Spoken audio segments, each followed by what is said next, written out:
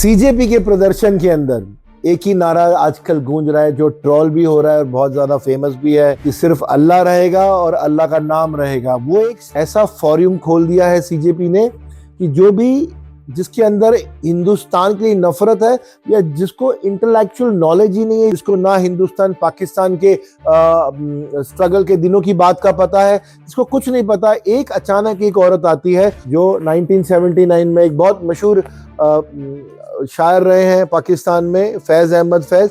उन्होंने एक शेर लिखा था जिसमें उन्होंने कहा था कि अल्लाह रहेगा और अल्लाह का नाम रहेगा।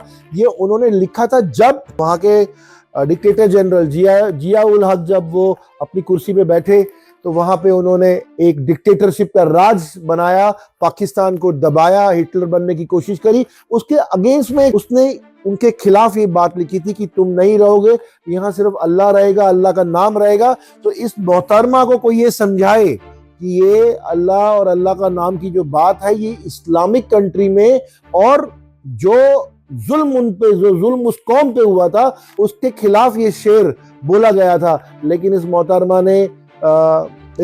ने स्टेज पे आके, सीजेपी की स्टेज पे आके जो एक प्रोटेस्ट कर रही है, उनको मकसद भी नहीं पता इस शेर का, बस ये आए माइक हाथ में पकड़ाया। और इस मंच का असली इस्तेमाल कौन कर रहा है? योगेंद्र यादव जैसे, अरुंधति रॉय जैसे, जिसने ये कहा कि कश्मीर भारत का हिस्सा नहीं है।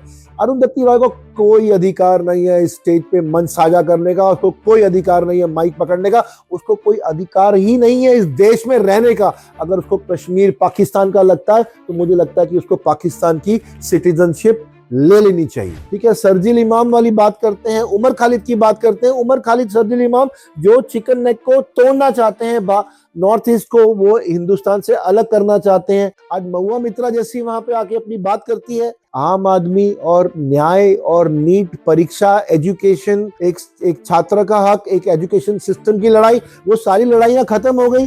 सोनम वांगचुक की ये अपनी लाइन थी कि तुम थोड़ा सा शर्म करो, इतना भर भर के खाते हो, कि घर से भूखे आए हो या प्रोटेस्ट करने आए हो या खाने आए हो। और कमाल की बात है, ये लंगर उन्होंने लगाया जिन्होंने अपने घर में भी राशन नहीं डाला।